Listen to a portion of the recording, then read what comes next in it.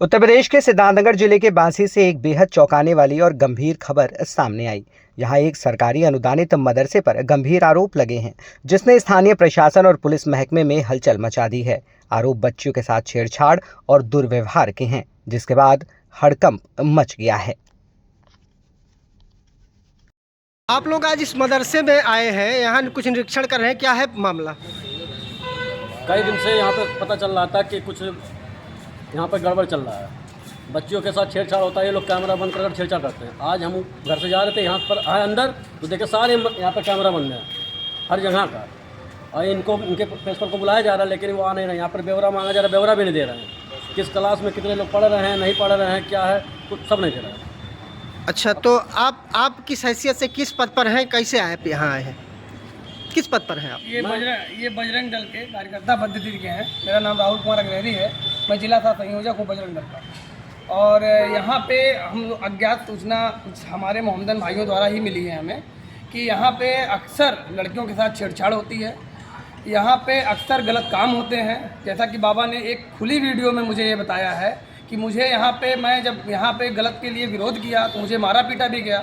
ये 2012 से 2023 तक ये बाबा यहाँ पे उपस्थित रहे, रसोईया में थे। 1000 रुपया महीने पे यहाँ पे सैलरी पे जो भी कुछ इनको मिलता था, ये यहाँ पे उपस्थित रहते थे। इन्होंने कई ऐसे अपित घटनाओं को देखा अपनी आंखों तहे, जिससे ये मदरसा शर्मसार है। मनमानी चल रहा है, कुछ भी यहाँ प्रिंसिपल टीचर अब मनमानी चलाते हैं। यहाँ पे जो बच्चियाँ पढ़ने आती हैं, चाहे वो मोहम्मदन भाइयों की, उन बच्चियों के साथ छेड़छाड़ का मामला सामने आया है। उन लोगों से ये लोग बता रहे हैं कि वो जो मास्टर हैं, जो प्रिंसिपल है, वो छेड़छाड़ करते हैं, बदतमीजी करते हैं। यहाँ पे हम लोगों जो जब ये सूचना प्राप्त हुई तो हम लोगों ने इस मदरसे का अभी जांच किया। उस जांच के दौरान पाया गया कि सारे कैमरों की क्लिप निकाली गई है, सारे कैमरे उल्टा किए गए हैं, जिससे कुछ दिखे ना।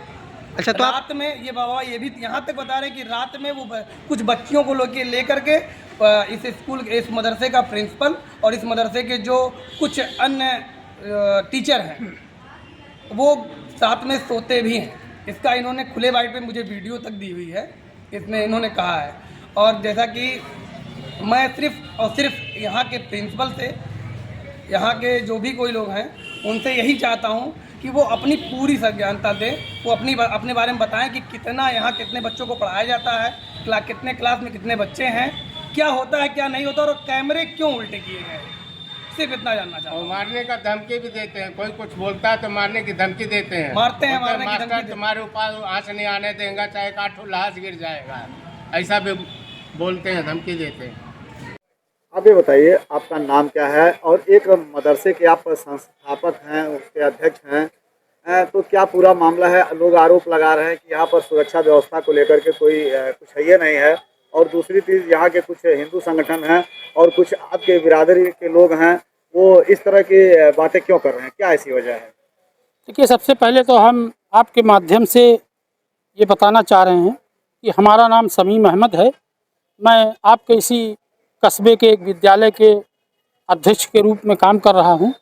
और जहां तक आपने कहा कि वहां सुरक्षा के इंतज़ाम नहीं, यही सवाल तो आपके थे। तो हमारे विद्यालय में सुरक्षा के संपूर्ण इंतज़ाम है। कुछ लोग, आपने कहा कि कुछ हिंदू संगठन के लोग, मैं आपको बता दूं कि किसी भी हिंदू संगठन का कोई भी व्यक्ति इस तरह का कोई इल्ज़ाम किसी विद्यालय पर नहीं लगाया है। रही बात किसी व्यक्ति विशेष की, तो किसी व्यक्ति विशेष के बात पर इतना ज़्यादा तवज्जो देना और इस तरह के इल्ज़ाम को मानना, अभी हमने भी उस वीडियो के माध्यम से देखा है। उसके लिए हम कानूनी कार्रवाई करने के लिए अपने लोगों से राय मशवरा ले रहे हैं। बहुत जल्द ही ऐसे लोगों के खिलाफ कानूनी कार्रवाई की जाएगी। और जो इल्ज़ाम विद्यालय पर लगाया गया है, सबसे पहले मैं आपको बतला दूं कि 12 या 13 फरवरी से हमारे मदरसे में सरकारी छुट्टी, जो तकरीबन 25 मार्च तक, ईद के 4 दिन बाद तक छुट्टी रहेगी। पूरे महीने, क्या 1.5 महीने तक विद्यालय हमारा बंद है। ऐसे में ना वहाँ कोई छात्र शिक्षा ग्रहण करने के लिए आ रहा है और ना ही कोई शिक्षक वहाँ उपस्थित है।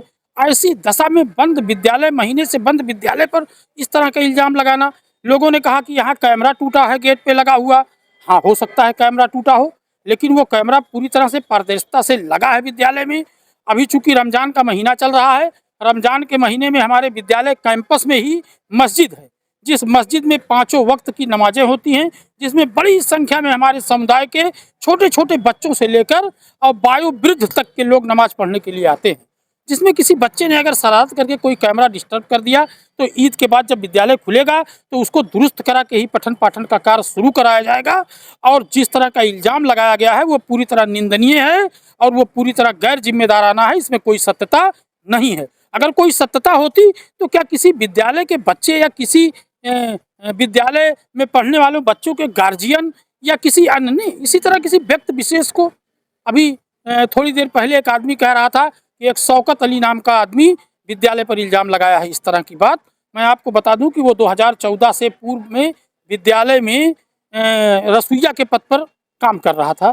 चूँकि विद्यालय में रसोइया पद पर काम कर रहा था और उसकी तमाम तरह की शिकायतें विद्यालय परिवार को, विद्यालय मैनेजमेंट को, विद्यालय के स्टाफ को आए दिन मिलती थी और उसके चरित्र के खिलाफ तमाम शिकायतें मिलने पर उनको विद्यालय से 2022-23 में निकाल दिया गया। और जब उनको विद्यालय से निकाल दिया गया तो वो 22-23 वो खुद कह रहे हैं कि 22-23 में हमको निकाला गया, तो ये 2026 चल रहा है, वो 26 तक कहाँ थे। और अगर इल्ज़ाम लगाने का उनको बड़ा ही शौक था तो विद्यालय खुलता तब लगाते जब उसमें शिक्षक होते, उसमें बच्चे होते। आज जब विद्यालय बंद है, विद्यालय में ताला लगा हुआ है, 25 मार्च के बाद विद्यालय खुलेगा, ऐसे समय में आपको खुद सोचना चाहिए कि किसी तरह का ये अनर्गल इल्ज़ाम लगाना दुरुस्त नहीं है। और रही बात इल्ज़ाम की, तो हमारे पूज्य शंकराचार्य जी पर लोगों ने भी इल्ज़ाम लगा दिया यौन उत्पीड़न का। तो क्या शंकराचार्य जी ने यौन उत्पीड़न किया है? तो किसी जाति दुश्मनी को लेकर किसी संस्था को बदनाम करना ये किसी भी कीमत पर न्याय संगत नहीं है और न धार्मिक रूप से उचित है और न कानूनी रूप से उचित है। इसलिए विद्यालय में पूरी तरह पारदर्शिता है और जब भी विद्यालय खुलेगा पूरी पारदर्शिता से विद्यालय चलता है। विद्यालय में पढ़ने वाले छात्र छात्रा सरकार के पाठ्यक्रम के अनुसार किताबों से शिक्षा ग्रहण करके और हायर सेकेंडरी के तमाम विद्यालयों में एडमिशन ले रहे हैं। विद्यालय पर इल्ज़ाम सरासर गलत है, जिससे संस्था का कोई व्यक्ति स्वीकार नहीं करेगा और न संस्था से जुड़ा, मदरसे से जुड़ा, विद्यालय से जुड़ा कोई बच्चे का गार्जियन इसको स्वीकार करने के लिए तैयार है। किसी व्यक्ति विशेष के इल्ज़ाम लगाने से कोई किसी चीज़ की पुष्टि नहीं होती।